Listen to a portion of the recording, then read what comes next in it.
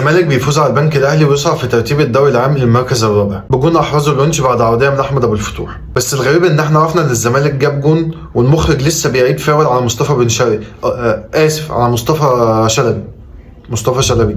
عايزك تكمل الفيديو للاخر عشان فيه مفاجاه. والبنك الاهلي احرز جون والحكم الغى داعي التسلل.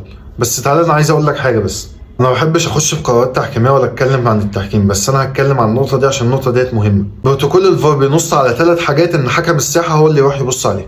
اول حاجه لو في حاله طرد، تاني حاجه لو في ركله جزاء، تالت حاجه لو مراجعه للهدف بس في حاله واحده بس، ان يكون في فاول. لكن سبحان الله احنا كمصريين اخترعنا حاجه جديده، ان الحكم يروح يبص ويراجع الفار على التسلل. ماليش علاقه بقى اذا كانت الكره تسلل ولا مش تسلل، بس هو ازاي؟ المفاجاه بقى ان انا شايلها لك. احمد يحيى ويحيى علي الاثنين دولت وكلاء لاعبين، والاثنين دولت هم اللي ساعدوا امام عاشور ان هو يمشي في يناير من نادي الزمالك على ميتلاند الدنماركي. نفس الكلام كانوا بيحاولوا ان هم يطبقوه مع احمد ابو الفتوح عشان يمشي من الزمالك في الصيف، لكن احمد ابو الفتوح سجل لهم المكالمه وبعتها لمرتضى منصور عشان كده اتشال الايقاف من عليه. واحمد ابو الفتوح كان من ضمن ال4 لعيبه اللي كانوا مجمدين، اللي هو احمد ابو الفتوح ودونجا والزناري وعمرو السيسي، عشان كده اتشال من عليه الايقاف. اوعى تنسى تعمل لايك للفيديو وتتابعني عشان تشوف جول جديد.